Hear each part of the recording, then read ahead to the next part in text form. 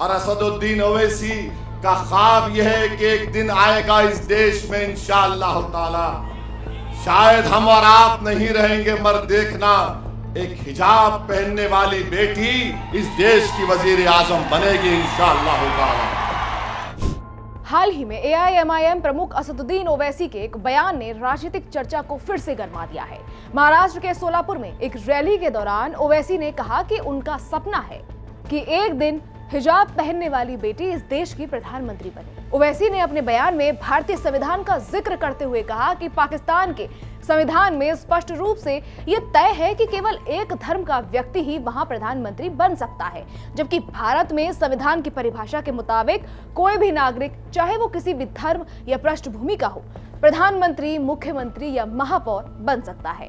ओवैसी का ये बयान सोशल मीडिया पर वायरल हो गया और राजनीतिक हलकों में इसकी कई तरह की प्रतिक्रियाएं आई। ओवैसी के हिजाब वाले बयान पर बीजेपी नेता बाल मुकुंदाचार्य ने कहा, आज भी देश में जिन्ना का भूत ऐसे लोगों में घुसा हुआ है जो लोग पाकिस्तान और शरिया की बात करते हैं, वो समझ जाएं या पाकिस्तान चले जाएं। भारत देश में केवल संविधान का राज चलेगा, भारत शरिया से नहीं चलेगा। वहीं इस पर प्रतिक्रिया व्यक्त करते हुए प्रसिद्ध कथावाचक और विद्वान जगत गुरु राम भद्राचार्य ने जयपुर में पत्रकारों से बातचीत में कहा कि ये बयान दुर्भाग्यपूर्ण है। उन्होंने जोर देकर कहा कि भारत में अगर कोई महिला प्रधानमंत्री बनती है तो वो साड़ी पहनने वाली महिला होगी। राम भद्राचार्य ने अपने बयान में ओवैसी को आड़े हाथों लेते हुए कहा कि अब्दुल कलाम राष्ट्रपति बने, हामिद अंसारी उपराष्ट्रपति बने और इसके बावजूद इस तरह के बयान देना सही नहीं है।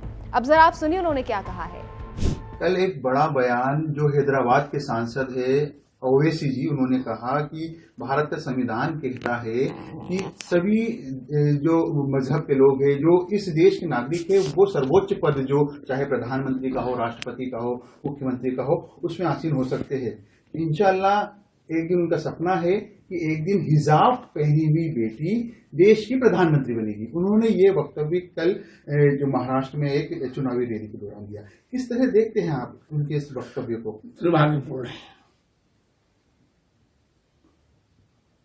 हमें राष्ट्रपति तो बना ही दिया भारत में, कलाम आजाद बने, अब्दुल कलाम मुझे बने और अब फखरुद्दीन अली भी अहमद भी बने थे राष्ट्रपति। हमने तो बना ही दिया, अब क्या चाहिए? वो ये कहते हैं कि उनका सपना है कि एक दिन इस देश में हिजाब पहनी हुई बेटी भी प्रधानमंत्री बनेगी, चाहे वो रहे या नहीं रहे, लेकिन उनका सपना है जी। ठीक है, उद्योग स्वप्न है। यहाँ यदि कोई महिला प्रधानमंत्री बनेगी, हिंदुस्तान में साड़ी पहन के ही बनेगी।